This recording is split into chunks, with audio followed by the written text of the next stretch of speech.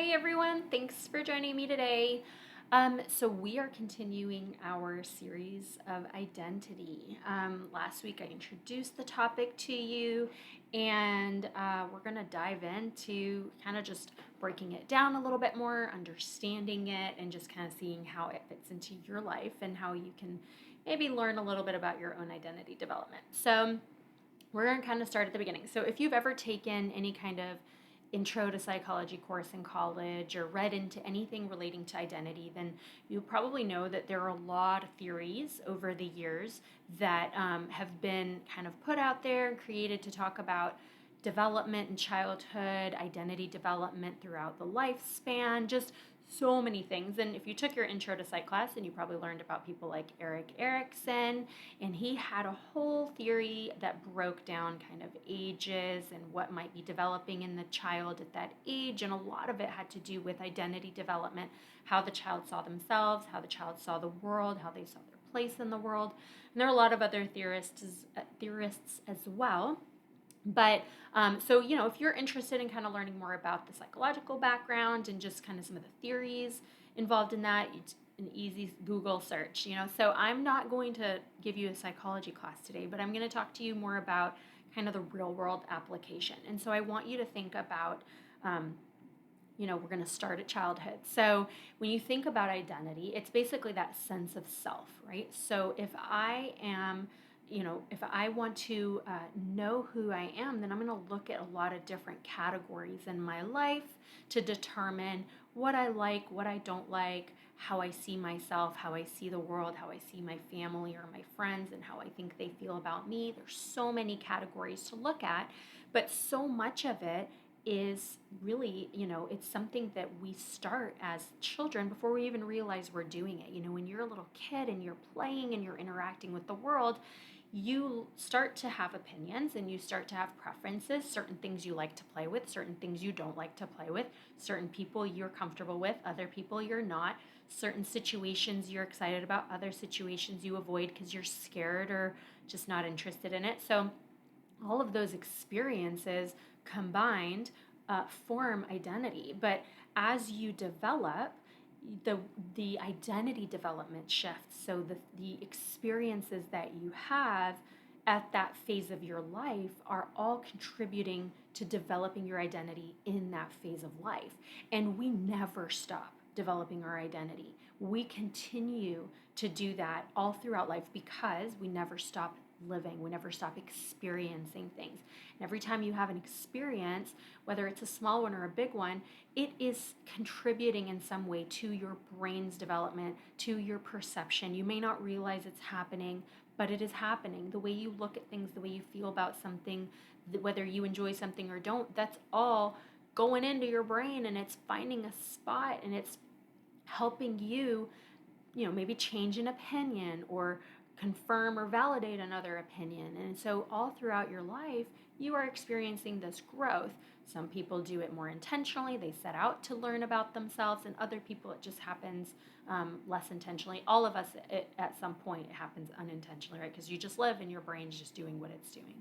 So when you think back to being a child, it's good to reflect on what kind of things were you encouraged to do, say by your parents or your caregivers.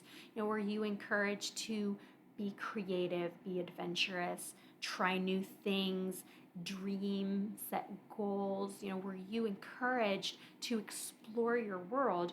Or were you raised in an atmosphere that was maybe more controlled, more restricted? Maybe there wasn't a lot of encouragement of dreams or adventure. Were your parents or caregivers the kind of people who nurtured growth and change, or were they people who really didn't encourage you to seek out new things? So, the reason I'm encouraging you to start with that is that kind of gives you a baseline of what were you set up for? Were you set up for an opportunity to learn about yourself? Was it encouraged to try things on and learn about other people and other cultures and other faiths? Or was your life more limited to what was directly in front of you? And there's no opinion here about what's right or wrong. I don't have an opinion. It's different for every family. It's different for every parent. It's different for every child. And so I'm just kind of giving you some categories to think through, maybe some examples of the kind of experiences some people have, and beyond. I mean, there's so many different kinds of upbringings and experiences that kids can have. There's no way I can cover that all for you in a little podcast episode, nor do I want to. So I just am kind of trying to give you, kind of open that thought process for you to just think about, like, what was your experience like as a child? What were your parents like when you were young? Were they one way with you and maybe a different way with a sibling? Were you kind of taught to be an imaginative, creative thinker, or were you thought to be more maybe of a rational thinker? And so all of those things kind of set that first pace for how you view the world, how you view yourself in the world, and those start your identity development. And if you look at some of those developmental theories, you'll see more detail even younger. But again, I don't want to give you a psychology lesson. So I'm just saying, kind of from basic memory or just knowledge of your childhood, just know that everything you did from the moment you started looking around and interacting with your world, it started the identity development process. But, the more aware you are of things, the more your language developed, your ability to communicate, your ability to retain memory, all of that, it leads development on a different path. So you can kind of do more with it. And even, let's say as a child you were encouraged to be imaginative and goal-oriented, things like that, that would have probably led you down a path where you were exploratory and you were curious and you wanted to learn more about things. And any goal that you may have set as a child obviously changes. Any interests that you have as a child, a lot of the times those change. They just grow. I mean, you can look back to being a little kid and remember really liking certain toys or certain shows, and then reflecting on a different part of your childhood later on, and you're like, yeah, I outgrew that. I didn't want to do that anymore. I wasn't interested in it anymore. So that was a change in your identity, a change in your interests, change in who you are and what you like to do. So that's kind of the basic childhood part. The primary age, little kiddos.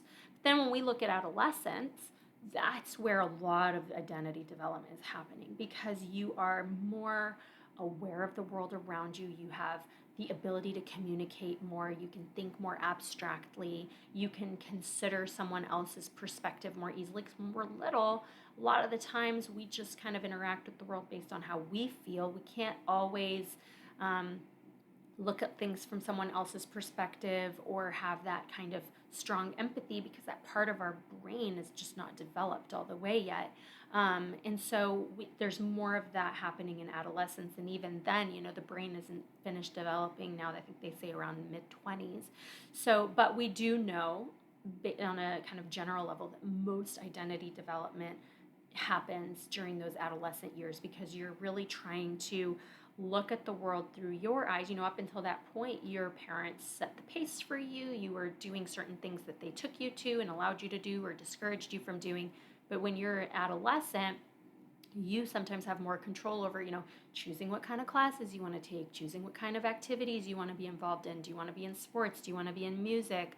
What kind of friends do you want to have? So you're not just in that like default mode of, I go to school, I sit next to these kids. It's okay, I go to school, I want to sit next to these kids. I get to take these classes. I get to go to these activities. And so there's more choice, there's more opinion. And a lot of the times I think we just, as adolescents, we're given more freedom, or, sometimes we just take the freedom because kids, adolescents can be more combative with parents and argumentative. And so they may not go with the flow of what the parents want as much. And a lot of what they're doing is because they're trying to assert their identity. They're trying to do the things that they want to do, and they'll argue with you because you're wrong and you don't know what you're talking about. They do, and they're never wrong. And that's all part of identity development, is them feeling confident in who they are. And if they don't like who they are, they're looking to change that. They're looking around, seeing what other people are doing, what is social media telling them to do, what is just the internet in general, all of that. And, obviously now we consider identity development, or just development in general, to be a little different than people my age or older, or even a little younger, because well, probably not so much younger, but older, because we didn't have the internet as much. We didn't have social media at all growing up. And so we didn't really have access to the world outside of what was directly in front of us. And so it was a much smaller world. And now kids have access to so much more. So if they are seeking to grow in their identity or see what else people are doing, they have a much further reach and they can see things in other parts of the world or whatever. So they are actively pursuing changing identity or growing in identity. That's what adolescents do. And sometimes it's not even an active desire, it's just happening. And that's why you get a lot of kids who struggle with, you know, self-esteem issues, just general confusion about identity, because there's so much changing, you know, developmentally in their brain and in their body, but there's also a lot changing in front of them, and they're trying to figure out where they fit in this world. What group of friends do they fit into? If they don't feel good about them, their bodies or their personalities, that creates conflict internally, and they're going to seek to reduce that conflict. And that usually happens by creating some kind of change, whether it's intentional change. I'm going to change the way I dress. I'm going to start wearing makeup, or I'm going to cut my hair short. I'm going to grow it out, or I'm going to start whatever, changing something in appearance. Or it can be behavioral. I'm going to start hanging out with these friends. I'm going to start smoking. I'm going to start drinking. I'm going to start listening to this kind of music. I'm going to start, you know, lying to my parents and sneaking out, or I'm going to start really confiding in my parents and asking them for support and help because I don't know what I'm doing. Like, all kinds of things, good and bad. And there's no perfect child. Even the most, the kids that look like they're the most well-behaved, they're probably trying to figure out how to sneak and get away with stuff too. It's just being a kid. And if you don't think that's true, then you got to think back to your own childhood, because we all did it. It's just part of it. You know, if you can get away with it, you're going to get away with it. Some kids aren't going to challenge things as much with their parents, and others will, but it's all part of this identity development. We want to do what we want to do when we're adolescents, and we don't want someone to tell us not to do it. We think we know better than everyone, right? So it can be a really confusing time because they're trying on lots of different identities to find that right one. But again, you know, you might have some kids that land on a really good identity that they feel really strong and confident in. And then chances are that's going to change again at some point in the next few years, whether still while they're adolescents or when they're in college or young adults. But, you know, again, we work with what we've got right in front of us. And that's throughout the entirety of life. You know, sometimes we can think ahead and say, well, I don't want to make this decision because it might affect me down the road. But most of the time, we just do what the best that we can with what we've got in front of us and what we feel at the time. So development is changing. Identity is changing over time. So, you know, you think of when I'm talking about this personality or identity development in kids, I think a lot of the time it's their goal is, like I said, to really counteract any insecurity. So develop that strong sense of self, to develop a personality. You know, when we're asking kids, you know, teenagers, hey, where do you want to go to college? What do you want to study when you go to college? Some of them know, and some of them don't. And so I think we're encouraging, by asking them those questions, by having them plan for their futures, we are encouraging development. We are encouraging identity development and growth. But what we sometimes see with teens is there's this pressure to figure it all out. And sometimes that can cause a lot of problems because they're not, you know, every kid's different. Some kids know exactly what they want to do from when they're, 10 years old. And you've got some kids that get to college, they're even a couple of years into college, and they still don't know what they want to do. So it's our responsibility as parents or as adults in their lives to always be encouraging and supportive and, lead and guide where we can, but also validate that it's okay if you don't know. Let's just keep trying things out, but you don't need to commit.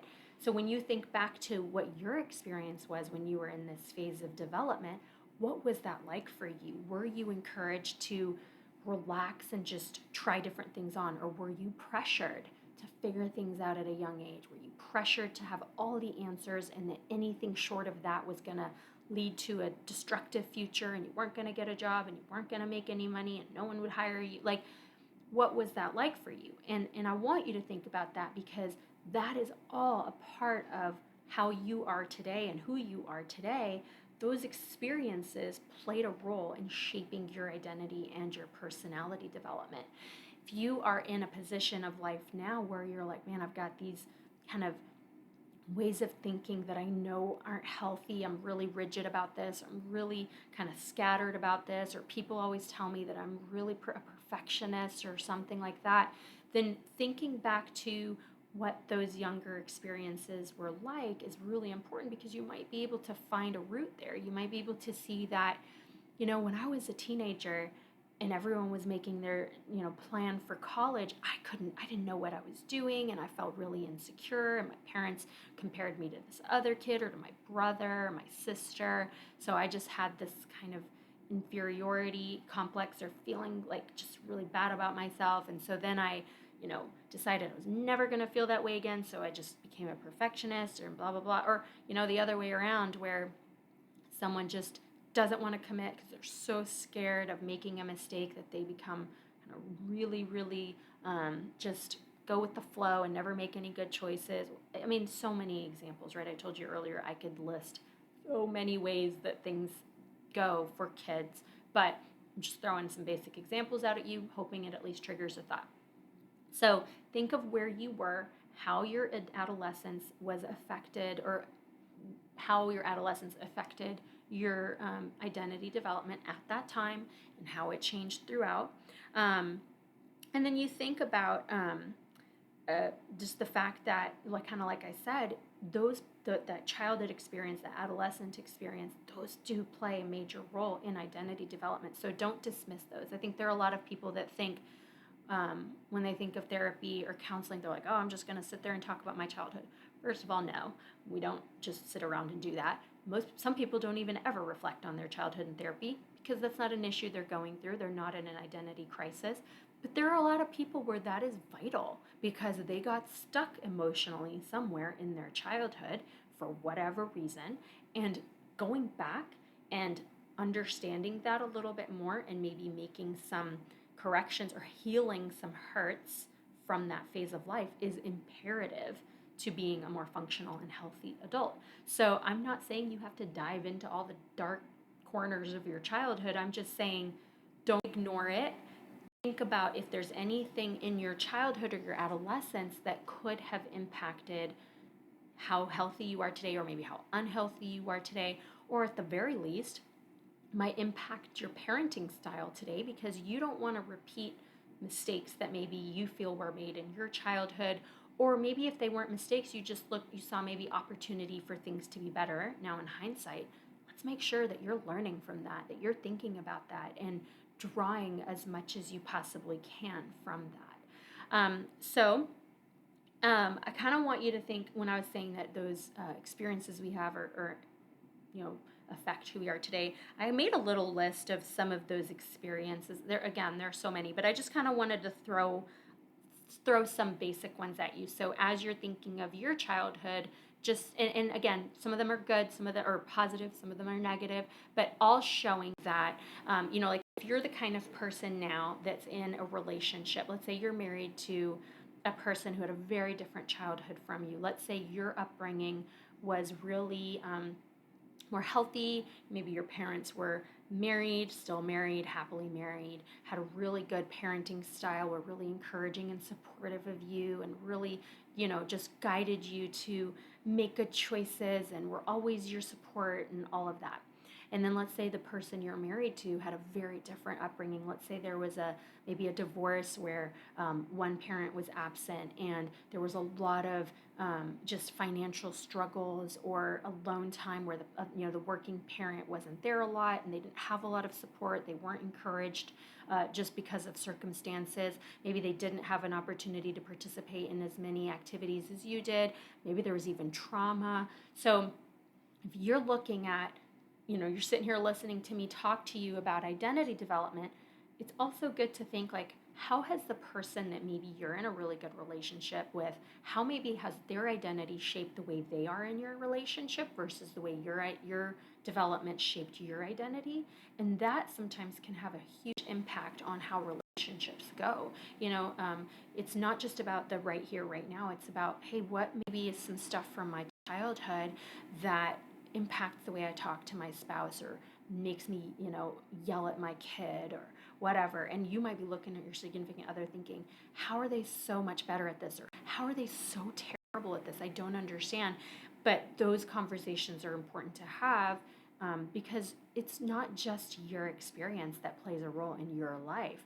Your significant other, the person you choose to live your life with, or maybe your kid. Let's say you had a really, really crappy upbringing full of trauma, abuse, or whatever, and you're raising a kid that's never known anything but a comfortable lifestyle. It can be really hard to relate to your kid, and sometimes that can cause conflict in a parent-child relationship. Not intentionally, but it can happen.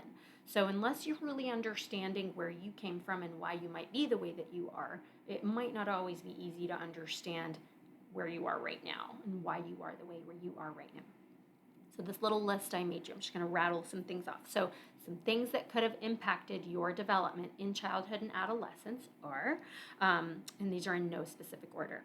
So bullying, if you had good or bad confidence, if you had supportive or loving parents, if you had neglectful parents, if you had abusive parents, if you were engaged in out-of-home activities, if you had social interactions and friendships, if you had any issues with appearance, whether you were insecure about your appearance or if you had appearance that everyone else complimented on, if you had any issues with self-esteem, if you had good or bad self-esteem, the parenting style that your parents had, if you were intelligent or and got really good grades, or really didn't do well in school and struggled a lot and weren't very intelligent, school environment, home environment in general, if you had siblings and what those sibling relationships were like, if your parents had good supervision or if they just kind of were hands-off parents, if you had any trauma, if you had good or bad physical health,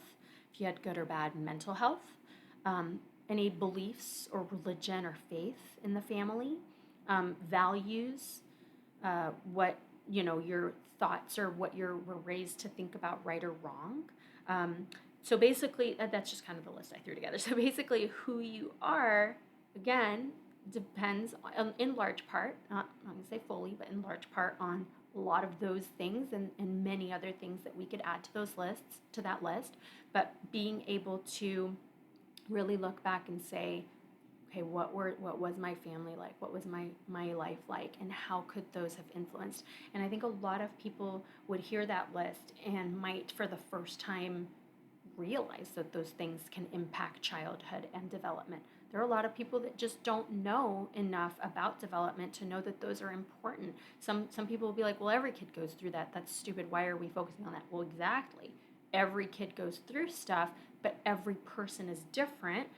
And again, you could have, two brothers, twins, raised in the same house, same parents, same environment, and can grow up to be incredibly different people, either because of just genetics or because of experiences, because of, friendships, because of struggles of one, whatever. So many things can impact that difference, but it would be so unfair for us to just assume that, okay, well, this person looks like they had a good life. Why on earth would they be struggling with their identity now? Why are they having a crisis? Why are they getting a divorce? Why are they unhappy? Why do they have mental health issues? Whatever. But all of those things play a role. So I am going to stop there. I hope that gave you something to think about. Again, just some reflecting, just for you to understand, for us to talk about identity now, and for us to help you, for me to kind of help you look at, how do you feel about yourself now and where do you really want to go? We got to give those early years a look and a little bit of attention to be able to really understand how did you even get here, so that we can figure out where you need to go and how you can be a better version of yourself now given whatever you've experienced. So next week we will continue on. We'll move on from kind of childhood and talk more about personality traits and talk about also transitional phases in life and how identity and personality can change based on certain transitions and certain experiences in that both in childhood and adulthood, but we're going to kind of shift more into the adulthood part. So I hope that this was helpful to you. I hope it gave you something to think about, and I will see you next week. All right, thanks for listening and watching. Bye.